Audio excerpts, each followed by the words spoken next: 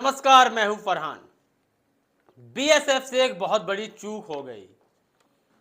चूक होती रहती हैं, लेकिन यह चूक ज़्यादा बड़ी है क्योंकि इस चूक के चलते करीब 4 भारतीयों को अपनी नागरिकता गंवानी पड़ जाती। सारा मामला क्या है मैं आपको बताता हूं, वीडियो के अंत तक बने रहें। महबूब शेख, नाजिम उद्दीन मंडल, मीनारुल शेख, मुस्तफ़ा कमाल शेख, ये 4 व्यक्ति पश्चिम बंगाल के रहने वाले थे जो महाराष्ट्र में कुछ काम करते थे, मजदूरी करते होंगे या कुछ काम करते थे। लेकिन महाराष्ट्र पुलिस को किसी प्रकार का इन पर शक हो जाता है कि शायद यह भारतीय नहीं है अथवा बांग्लादेशी हैं।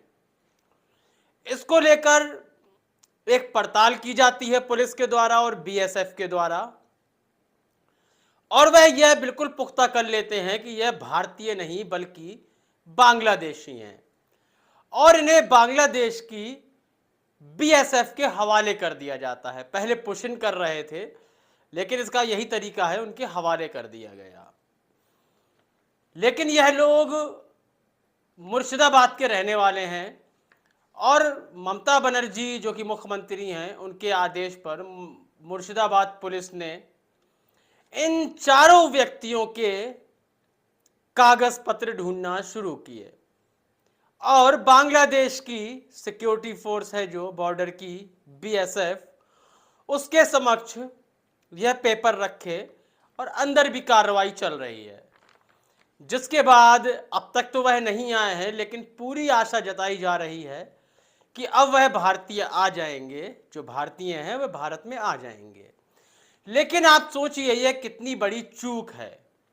यह चूक है या फिर जिस तरह एनआरसी सीएए के कानून को लेकर यह कहा गया था, यदि मुस्लिम छोड़ कोई और व्यक्ति के पास, बस मुस्लिम नहीं होना चाहिए, भले ही किसी धर्म का हो, पूरे कागज नहीं है, और यदि वह किसी और अन्य देश, बांग्लादेश, पाकिस्तान, अफगानिस्तान, म्यांमार, कहीं से भी ताल्लुक रखता है, तो उसे भारत की नागरिकता दे दी जाएगी।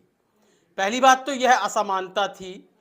लेकिन चलिए, जो पाकिस्तान का मुसलमान है वो भारत में रहे ही क्यों? रहना यहाँ के भारतीय मुसलमान को ही है, तो फिर यह 4 व्यक्तियों को बांग्लादेश आपने कैसे भेज दिया?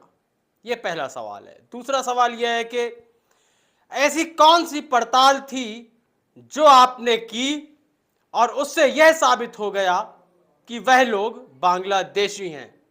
यह दूसरा सवाल उठकर सामने आएगा। और तीसरा सवाल यह है कि क्या केवल उनका मुस्लिम होना ही काफी था उन्हें गैर भारतीय करार देने के लिए? यह 3 बड़े सवाल उठकर सामने आएंगे और यदि इनका जवाब नहीं दिया गया तो जो मैंने तीसरा विकल्प बोला है शायद वह सही साबित होगा।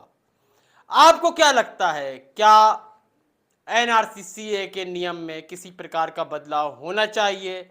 और आखिर जिन व्यक्तियों को बांग्लादेशी करार दे दिया गया था, अब वह बाद में भारत कैसे आ रहे हैं? गलती किसकी है यह आपको बताना है, वह भी कमेंट सेक्शन में। यूट्यूब में हमारा कार्यक्रम देख रहे हैं तो सब्सक्राइब कर दीजिए, फेसबुक पर देख रहे हैं तो पेज को फॉलो करना बिल्कुल भी ना भूलें। तब तक के लिए इजाज़त दीजिए, धन्यवाद।